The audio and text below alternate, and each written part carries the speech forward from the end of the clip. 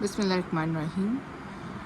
Today's topic from chapter number 14 is force on a current carrying conductor in a uniform magnetic field.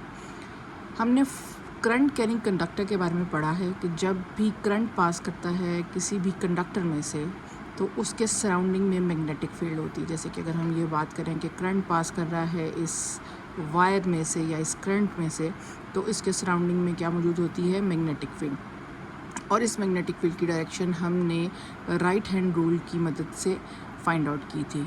जैसे कि अभी point current की direction जो है वो इनवर्ड है, तो मैग्नेटिक फील्ड की डायरेक्शन है एंटी क्लॉकवाइज। और यही चीज़ हमने यहाँ पर बतानी है कि जो भी करंट कैरिंग कंडक्टर होगा, अगर हम उसको एक्सटर्नल मैग्नेटिक फील्ड में प्लेस करेंगे तो एक मैग्नेटिक फोर्स उस वायर के ऊपर या उस कंडक्टर के ऊपर एक्सपीरियंस होगी। इस फोर्स को हमने इस टॉपिक में आज फाइंड आउट करना है।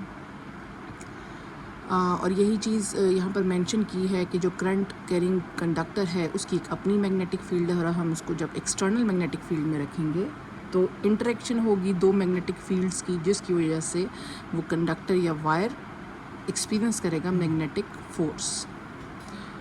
लेट अस सपोज कि हमारे पास दो कंडक्टिंग रेल्स हैं और एक रेल को हमने बैटरी के पॉजिटिव के साथ और दूसरी को बैटरी के नेगेटिव के साथ कनेक्ट किया हुआ है, और इसको हमने इन दोनों रेल्स के ऊपर एक कॉपर वायर को प्लेस किया हुआ है। ये कॉपर वायर फिक्स नहीं है, ये आगे पीछे मूव कर सकती है, लेफ़्ट साइड पे भी और राइट साइड पर भी। और इसी तरीके से हम ये कहते हैं कि रोड जो है इस वक्त पॉइंट इन कर रही है टूवर्ड्स दी पेपर, कुछ इस तरीके से। ठीक हो गया। अब हमने इसके बाद नेक्स्ट टू इट, जब हम कहते हैं कि करंट इस डायरेक्शन में फ़्लो कर रहा है, इनवर्ड डायरेक्शन में इस तरह से अपना लूप कंप्लीट कर रहा है, तो अगर इनवर्ड डायरेक्शन है इस कंडक्टर की, जो कि इस तरह से प्लेस हुआ है, इनवर्ड डायरेक्शन है, तो इसमें जो मैग्नेटिक फील्ड है हम इसकी थोड़ी सी हेल्प लेंगे। ये magnetic field around the current carrying conductor है, इसकी डायरेक्शन कुछ यूँ बनेगी। राइट हैंड साइड से इसकी डायरेक्शन डाउनवर्ड होगी और लेफ्ट हैंड साइड से इसकी डायरेक्शन अपवर्ड होगी, यानी कि ये क्लॉकवाइज डायरेक्शन आपको इस मैग्नेटिक फील्ड लाइंस की, जो कि करंट की वजह से यहाँ पर इंड्यूस हो रहा है, उसकी डायरेक्शन क्लॉकवाइज है। अब हमने इस पूरी कंडक्टिंग रेल्स को, जिसमें से करंट पास कर रहा है, इसको उठा के एक्सटर्नल मैग्नेटिक फील्ड के दरमियान में प्लेस कर दिया। जो आपको रेड लाइंस नज़र आ रही हैं, ये एक्सटर्नल मैग्नेटिक फील्ड की लाइंस हैं और ये नॉर्थ से साउथ की तरफ फ्लो कर रही हैं, ये नीचे से ऊपर की तरफ जा रही है। ये जो आपको L नज़र आ रहा है, इट इज़ द लेंथ या distance between the two rails, इसको हमने L से कंसिडर किया। ठीक हो गया। तो और इस पूरी कंडक्टिंग रेल में जो करंट पास कर रहा है उसको I कहते हैं।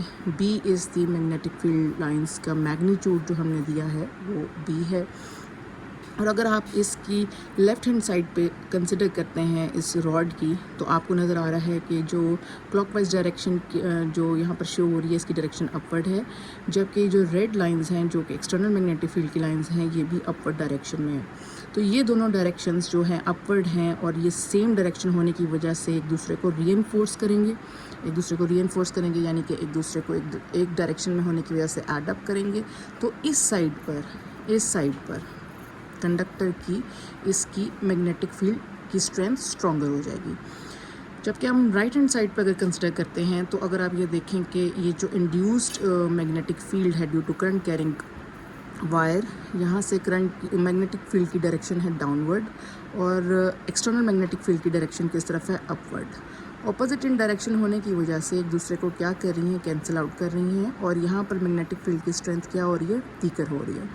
तो जब जिस साइड पर स्ट्रॉन्गर मैग्नेटिक फील्ड होगी, तो ये wire from stronger magnetic field से वीकर मैग्नेटिक फील्ड की तरफ पुश होगी, कि उस तरफ जो है इसको पुश मिलेगा from stronger magnetic field to weaker magnetic field. तो ये जो कंडक्टिंग वायर है ये मूव करेगी फ्रॉम लेफ़्ट साइड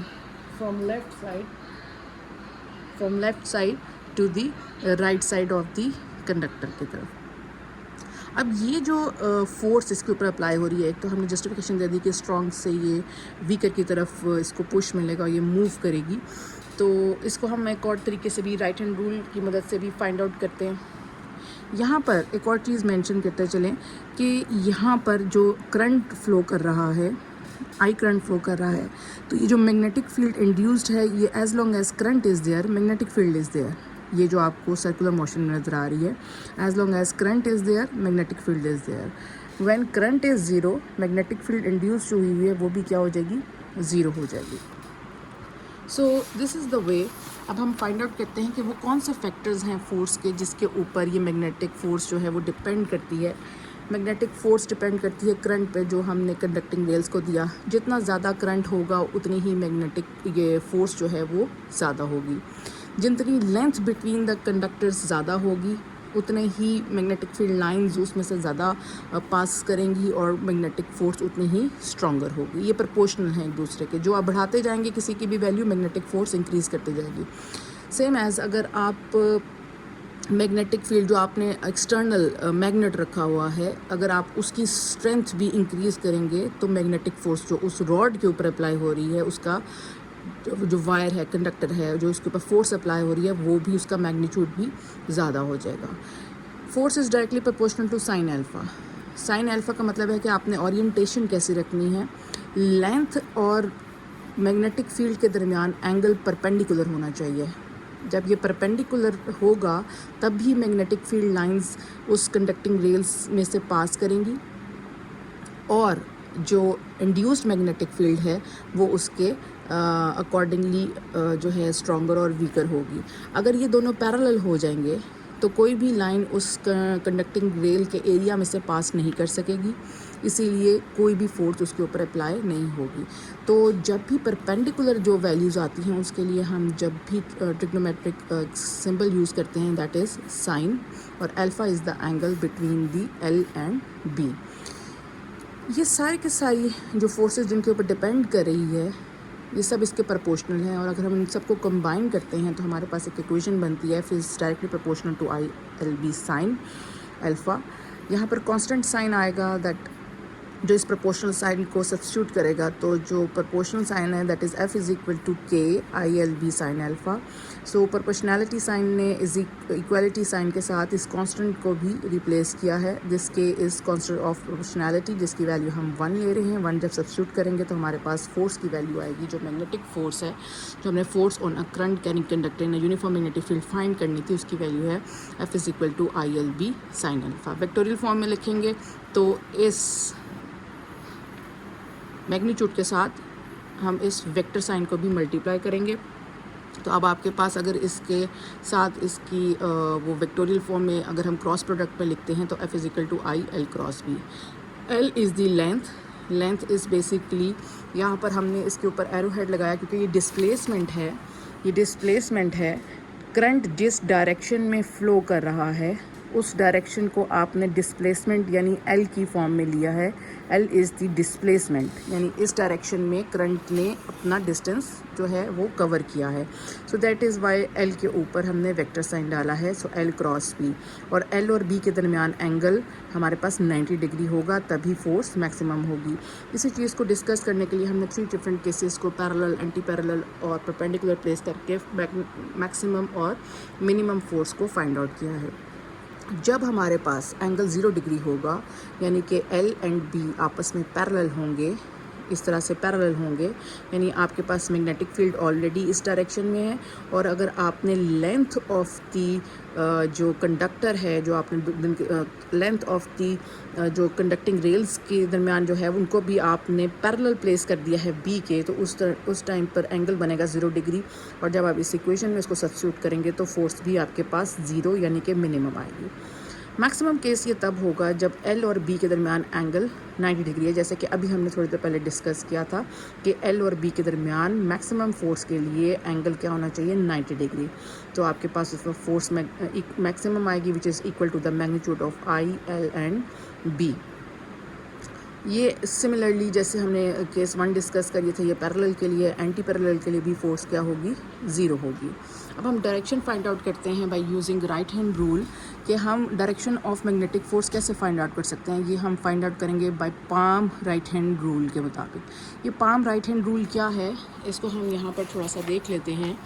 ये एक मैंने फिगर बनाने की कोशिश किया राइट हैंड रूल की। ये राइट हैंड है और इस राइट हैंड में ये चीज़ जो है that this thumb indicate the direction of current. ठीक है, ये आपका पाम है, पाम जो यहाँ पर जहाँ आपकी लकीरें होती हैं ये वो साइड है, ये आपका पाम है और इस पाम के मुताबिक ये thumb indicate the direction of I and this fingers indicate the direction of B and this palm indicate the direction of force। और ये तीनों एक दूसरे के B, I and F जो हैं एक दूसरे के क्या हैं, परपेंडिकुलर प्लेस्ड हैं। ठीक है, ये परपेंडिकुलर प्लेस्ड है। इसी तरीके से हम डायरेक्शन फाइंड आउट करेंगे कि जब हमने पहले फाइंड आउट करके ये बताई थी कि हमारी ये जो रॉड है ये मूव कर रही है फ्रॉम स्ट्रॉन्गर मैग्नेटिक फील्ड से वीकर मैग्नेटिक फील्ड की तरफ, यानी एफ़ की डायरेक्शन ये होगी। और हम इसको राइट हैंड रूल से भी इस फोर्स की डायरेक्शन को निकालते हैं। अगर आप अपनी हैंड को के फिंगर्स को अपवर्ड डायरेक्शन में शो करते हैं, हैंड के फिंगर्स को अपवर्ड डायरेक्शन में शो करते हैं और करंट को इनटू दी इस तरह से इनटू दी जो है वो पेपर शो करते हैं, तो जो अपवर्ड डायरेक्शन होगी that upward direction will show the direction of magnetic field lines and your right side of your palm show the direction of force, magnetic force जो उसके ऊपर लग रही होगी। सो इस तरीके से आपने फाइंड आउट करके बतानी है। मैं आपको थोड़ा सा इसका एक रफ आइडिया से भी दे देती हूँ। ठीक है, ये होगी फोर्स की डायरेक्शन। ठीक हो गया, ये हो गया आपके पास this will be the direction of what inward is the direction of, let me please कुछ इस तरह से।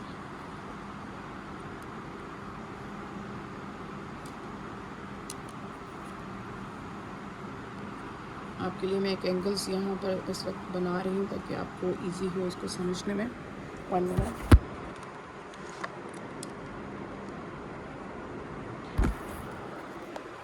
So this will be the direction. ठीक है, इस तरह से बनेगा। सो यहाँ पर हम कहेंगे कि इनवर्ड जो डायरेक्शन है वो है हमारी करंट की, अपवर्ड डायरेक्शन है मैग्नेटिक, वो upward is the direction of magnetic field and this marker shows the direction of the magnetic force. ठीक है, मैग्नेटिक फील्ड अपवर्ड है, करंट की डायरेक्शन इनटू द पेपर है, तो these 3 forces are perpendicular to each other. In this way we can find out the direction of the force by using palm right hand rule. So अब हम क्या करते हैं, next to it उसने कहा है कि हमने इसका फिजिकल व्यू भी देना है to develop the magnetic force. हम कैसे व्यू कर सकते हैं इस मैग्नेटिक फोर्स को? इस तरीके से आपने इसको एक और भी नाम दे सकते हैं कि टॉप व्यू लेना है। ठीक है, यहाँ पर आपको ये जो डॉट नज़र आ रहा है, दिस डॉट, ये डॉट बेसिकली क्या है इसको हमने समझना है। दिस डॉट शोज़ कि एनीथिंग, एनी जो quantity that is coming out of the paper, उसको हम रिप्रेजेंट करते हैं सिम्बॉलिकली इस डॉट से। ठीक है, and the next two is the into the paper. Cross जो हम जहाँ लगाते हैं ये अब हमने यूज़ करना है, dot and cross. This cross shows कि कोई भी quantity into the paper जा रही है और कोई भी डॉट जो है वो आउट ऑफ द पेपर आ रहा है। तो इस रूल को हम कहते हैं, this is known as screw rule. This is known as screw rule. तो यहाँ पर यही चीज़ हम यहाँ पर भी शो करेंगे। यहाँ आपको डॉट नज़र आ रहा है, इसका मतलब है कि इसमें से ये एक वायर है और इस वायर में से करंट की डायरेक्शन आउटवर्ड बाहर की तरफ आ रही है। कुछ इस तरह से अगर हम पॉइंट कट करेंगे तो करंट इस तरह से बाहर की तरफ आ रहा है, जिस तरह की ये पेंसिल की पॉइंट आपको शो कर रही है कि बाहर की तरफ आ रहा है। और इसको हमने एक्सटर्नल मैग्नेटिक फील्ड में प्लेस किया हुआ है। ठीक है, इस जहाँ से करंट बाहर निकल रहा है उसकी अपनी भी मैग्नेटिक फील्ड है। और अगर हम राइट हैंड रूल के मुताबिक देखें तो अपवर्ड डायरेक्शन इस तरह से आती है और इस तरह से अगर हम कर्लिंग ऑफ फिंगर शोज़ करें तो ये आपको डायरेक्शन शो कर रही है दैट इज़ एंटी क्लॉकवाइज। ठीक है, यहाँ से डाउनवर्ड है और यहाँ से अपवर्ड की डायरेक्शन में जा रहे हैं। ये जो आपको डाउनवर्ड नज़र आ रहा है, दिस इज़ डाउनवर्ड। ठीक है, और यहाँ से कहाँ जा रहा है, अपवर्ड डायरेक्शन में जा रहा है। ये तो हमारी ये ब्लू सर्कल्स हैं, इनकी डायरेक्शन मैंने आपको शो किया, दैट इज़ एंटी क्लॉकवाइज। लेकिन जब आप रेड लाइंस देखोगे तो रेड लाइंस की डायरेक्शन किस तरफ है, डाउनवर्ड है। इस तरफ भी डाउनवर्ड है, नॉर्थ से साउथ की तरफ, यहाँ से भी डाउनवर्ड है। तो अगर आप इस जो वायर की लेफ़्ट हैंड साइड देखोगे तो ये भी डाउनवर्ड आ रही है, एक्सटर्नल फील्ड भी, और जो इंड्यूस्ड मैग्नेटिक फील्ड है इसकी डायरेक्शन भी सेम है। तो ये सेम होने की वजह से एक दूसरे को क्या कर रहे हैं, रीएनफोर्स कर रहे हैं, एक दूसरे को एडअप कर रहे हैं, और ये यहाँ पर इसकी मैग्नेटिक फील्ड स्ट्रॉन्गर हो रही है, ठीक है। और अगर हम राइट हैंड साइड पे देखते हैं तो ये जो एक्सटर्नल मैग्नेटिक फील्ड के एरोज़ हैं इनकी डायरेक्शन है डाउनवर्ड, और ये जो हमारे पास ब्लू कलर की इंड्यूस्ड मैग्नेटिक फील्ड है इसकी डायरेक्शन है अपवर्ड।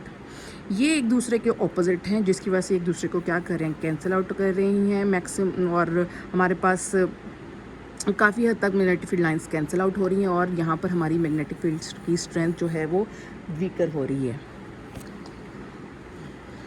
ठीक हो गया। और हमने यही चीज़ पढ़ी थी by according right hand rule कि ये जो वायर है ये मूव करेगी from stronger magnetic field to weaker magnetic field के पार्ट की तरफ, तो फोर्स की डायरेक्शन इस तरफ होगी। और अगर हम राइट हैंड रूल से भी जस्टिफाई करें तो हम इस तरह से पॉइंट आउट करेंगे इसको, ये हमारी करंट की डायरेक्शन हो जाएगी, ठीक है, ये हमारे फोर्स की डायरेक्शन हो जाएगी, एंड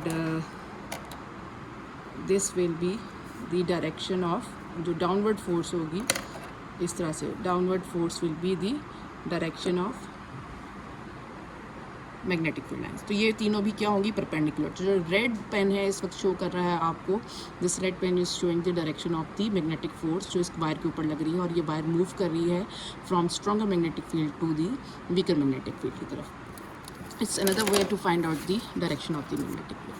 अब यहाँ पर एक नई टर्म है जो हम फाइंड आउट करने लगे हैं, नए यूनिट्स हैं जो इससे रिलेटेड हमें पता चलेंगे। मैग्नेटिक इंडक्शन क्या होती है, मैग्नेटिक फील्ड स्ट्रेंथ क्या होती है, ये मैग्नेटिक फ्लक्स डेंसिटी क्या होती है, ये एक ही चीज़ के 3 नाम हैं जो यहाँ पर हम आज सीखेंगे।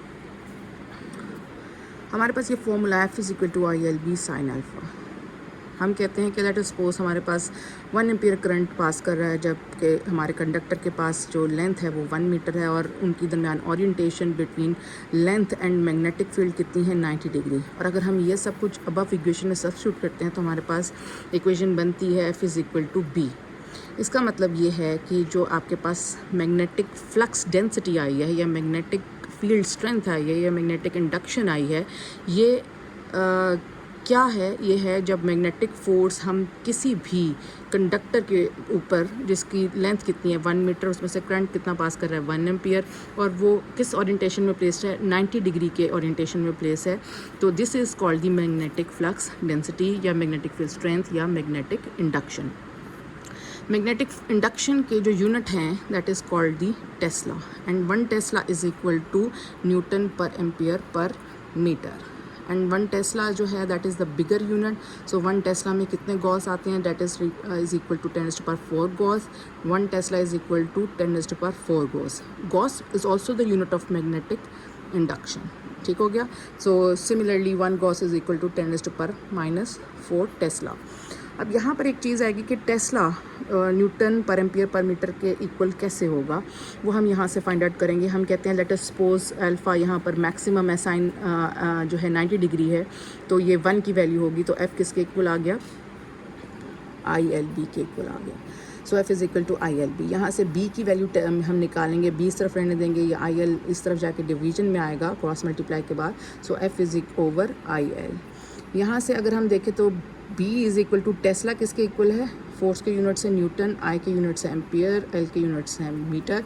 सो दिस 1